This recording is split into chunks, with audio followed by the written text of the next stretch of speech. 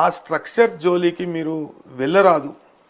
అదేవిధంగా ఏదైతే ప్లేన్ భూమి ఉన్నదో పిటిషనర్లను కూడా హెచ్చరించింది, మీరు ఇది దాటి కట్టొద్దు అంటే ఎగ్జిస్టింగ్ ఉంచుకోవాలి అంతే. అంతే, తర్వాత ఫర్దర్ కన్స్ట్రక్షన్స్ ఏం చేయొద్దు.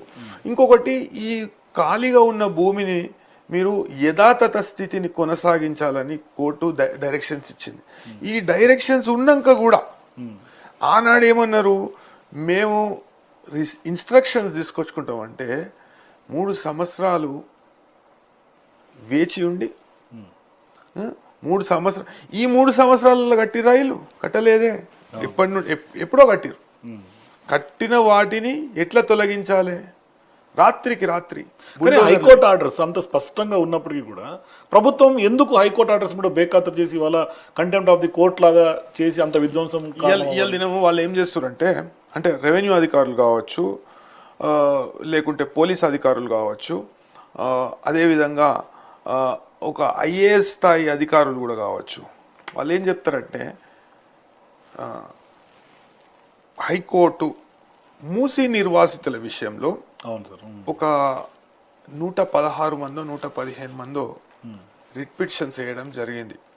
మాకు ఎటువంటి సహజ న్యాయ సూత్రాలు పాటించకుండా మమ్మలను మూసి పరివాహక ప్రాంతంలో ఉన్నామంటూ మమ్మలను మా ఇల్లులు మొత్తం గూలగొడతాము అని బెదిరిస్తున్నారు. అది 2024లో ఆర్బిఎక్స్ అనేసి నోట్ చేసి కొట్టడం. అయితే వాళ్ళు కోర్టుకు వెళ్ళడం జరిగింది. అయితే జస్టిస్ సివి భాస్కర్ రెడ్డి గారు ఆ టైంలో ఈ అన్ని రిట్ పిటిషన్లను ఒకటేసారి ఇన్ని common questions of fact and common questions of law కాబట్టి బ్యాచ్ ఆఫ్ రిట్ పిటిషన్స్ అనేటివి విని ఆయన మొత్తము అన్ని అంశాలను ప్రస్తావిస్తూ ఒక జడ్జిమెంట్ ఇవ్వడం జరిగింది.